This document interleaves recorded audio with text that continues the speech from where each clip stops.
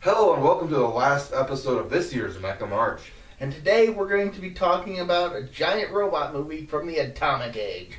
Kronos. Let's get to the movie.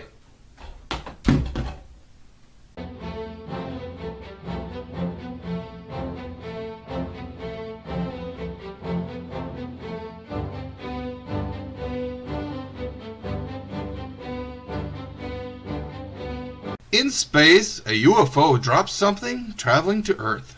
A guy drives down the road and suddenly stops and is unable to start his car back up. He spots a small object and is soon engulfed in the light, going into a trance. Starting his car back up, he turns around and makes his way to a place called Lab Central, where he's stopped by the gate by security guards. He claims to be lost and attacks the helpful guard and heads into the building. There was a lot of stuff going on in this first scene. Yep. Not a whole lot of which actually explained anything, though. Dang it, they're not explaining stuff again. Inside, that man makes his way to the office of Dr. Hubble Elliott, the director of the lab. The man flashes Elliott and collapses to the floor. Pervert?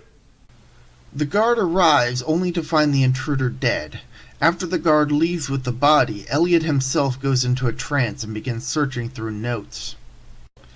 Elsewhere in the facility, a scientist named Dr. Arnold Culver is using a computer named Susie.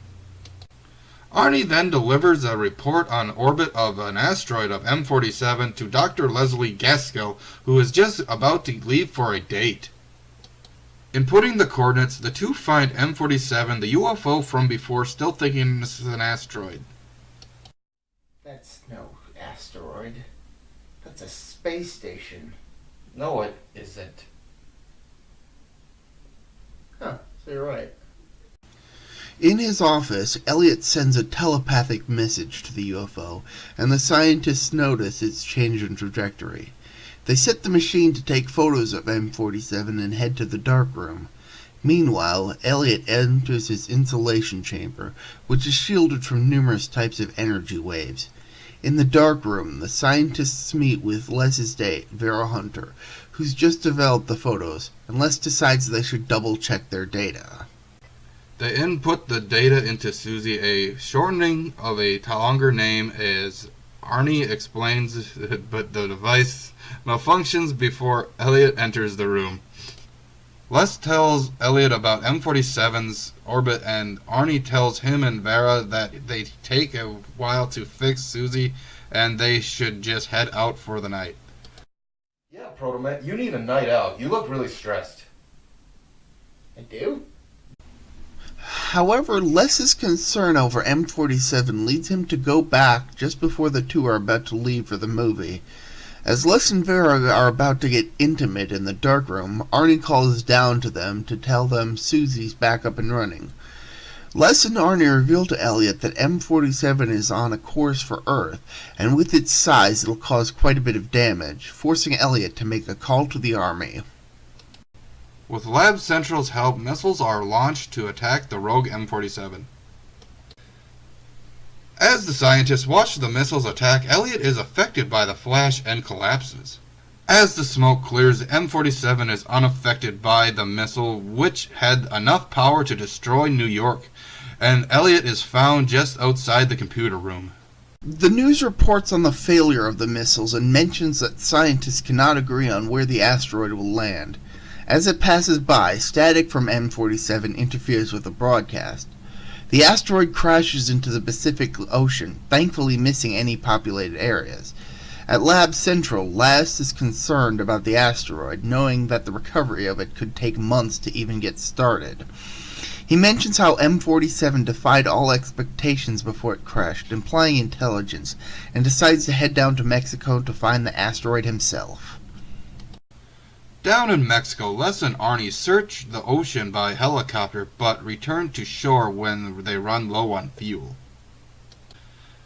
After returning to their lodgings, Les realizes he forgot something, only for Vera to show up with the very stuff he forgot. Arnie invites her to join them for dinner, only to get a taste of the food and how spicy it is. Reminds me of that time you nearly killed yourself with that chip. Shut up, man. I wasn't in the right state of mind, okay? In a hospital, Elliot is monitored by Dr. Albert Stern. While Les is concerned over M47, Vera mentioned that he appears to be disappointed at not finding an alien, but Les is concerned nonetheless. Vera, however, decides to go for a swim, and Les joins her. Sensing them from the hospital, Elliot uses his telepathic powers on M47. His brain activity is noticed by the nurse, and Elliot is given a sedative. After their swim, Vera asks Les to marry her, but before they can seal the deal, something emerges from the ocean. What the heck is that thing? Elliot tries to warn Stern while he is in control of his body again. The next morning in Mexico, the giant thing comes ashore and causes the locals to gather. Stern listens to his recording of Elliot trying to explain what's happening to himself. The doctor records his findings of the patient, mentioning that his brainwave patterns, when calm, are erratic, but normal when he behaves frenzied. Stern also mentions that apparently Elliot's other self is in charge of a race of energy-absorbing creatures searching for a new source of energy. Picking up the newspaper, the doctor sees the headline regarding the strange thing that appeared in Mexico. The scientists fly up to the top of the mysterious thing to investigate, discovering that the thing is a machine, which briefly freezes them and steals Arnie's glasses. The robot then opens up, revealing its inner machinery. Then the scientists flee from the machine. Stern records more of the patient's story, which is that the giant machine is an accumulator gathering up Earth's energy.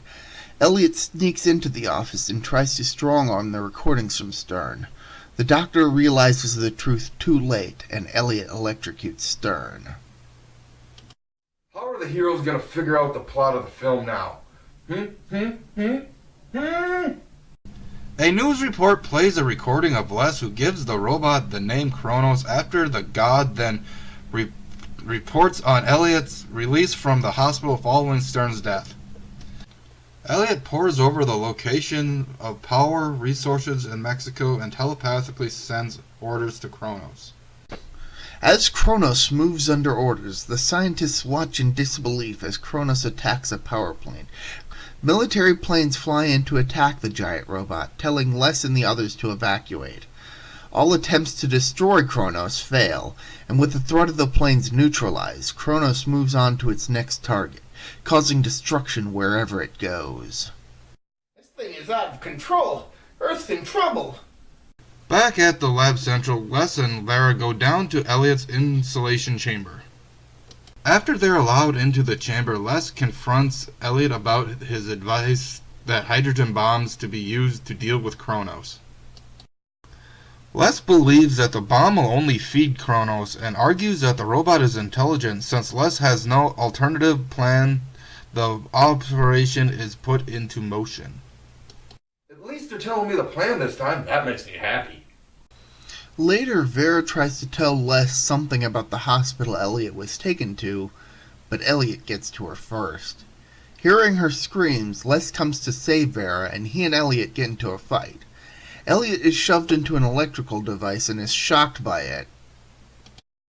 Freed from the mind control, Elliot reveals that the aliens controlling Kronos can change energy into matter, but they're depleted their energy and they're trying to steal Earth's energy. He warns that Kronos is only the first of the robots that aliens will send to drain the Earth, and Les realizes that H-bomb will feed Kronos. What about a nuclear bomb? An H-bomb is a nuclear bomb. Ew. Les calls the Pentagon to warn them not to use the H-bomb. The base then contacts the plane and orders them to return just in the nick of time. Feeling the alien control start to take over again, Elliot destroys the keycard, trapping himself in the insulation chamber. Kronos starts magnetically pulling the plane towards itself, forcing it to crash and detonate the bomb. Still struggling with the alien lifeform, Elliot dies and the liquid creature attempts to flee, only to be electrocuted by the walls of the chamber. Kronos absorbs the energy of the H-bomb, growing still larger. He's already big. Now he's gonna get even bigger? What's next? Les and the others go over what they know about the film's plot and try to get Susie to figure out how to reverse Kronos' conversion process. When the computer starts to overload due to too much data, Les hits up an idea, destroying Kronos using his own energy by polluting one of its diploid antenna. Yay, more plan telling, even though I don't know what they're talking about. Don't judge me. Kronos heads towards a stockpile of nuclear weapons outside of Los Angeles, forcing people to evacuate. The news reports on Kronos' advance and mentions the plan to stop it. A plane is sent to approach Kronos, and the pilot is given instructions over the radios. The payload is dropped and detonates over Kronos, causing the exact reaction Les had been hoping for, and Kronos destroys itself. As they watch the self-destruction of the robot, Vera wonders if the aliens will send more robots. Les claims that they'll be ready for them if they do. Well, that was Kronos, a pretty decent giant robot movie. I didn't care for it too much, but it's good in its own right. Yeah, I personally really enjoyed the plot. Kronos is interesting. His ability to absorb energy is pretty cool. Yeah, I agree. His abilities are pretty cool. Well, for Kaiju Review, this has been me, Protomat. I'm Tank. See ya! Bye.